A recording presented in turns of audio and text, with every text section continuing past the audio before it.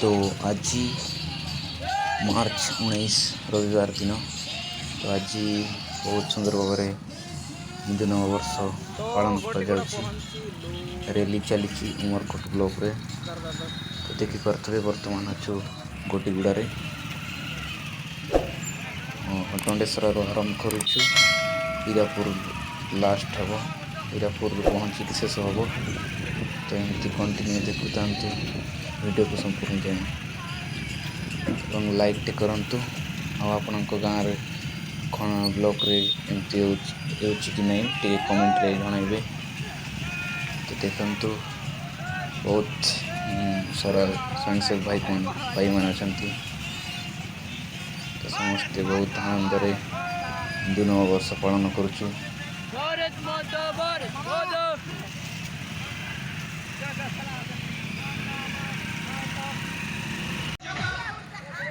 समस्त भाई भौणी मान सूचय दि जाए आसंत 22 मार्च 22/3/2023 को नववार दिन हिंदू नववर्ष पालन कर तेणु समस्त घरे पूर्ण कलश बसाई हिंदू नववर्ष को शुभेच्छा अभिनंदन जनाइबा।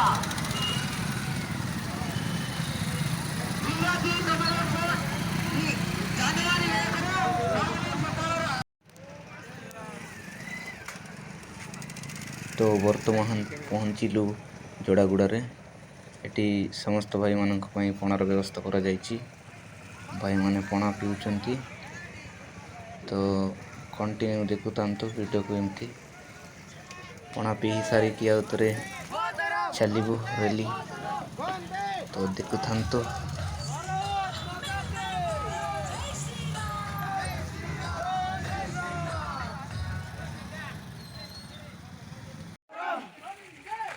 तो वर्तमान हीरापुर में पहुँचलु रैली शेष होगला। ये कार्यक्रम अच्छी एटा सर शेष होगला। तो देखिपे भौणी मैंने फूल चंदन लुहुली पकई स्वागत कर समस्त स्वयंसेवक भाई मान को। देखिपे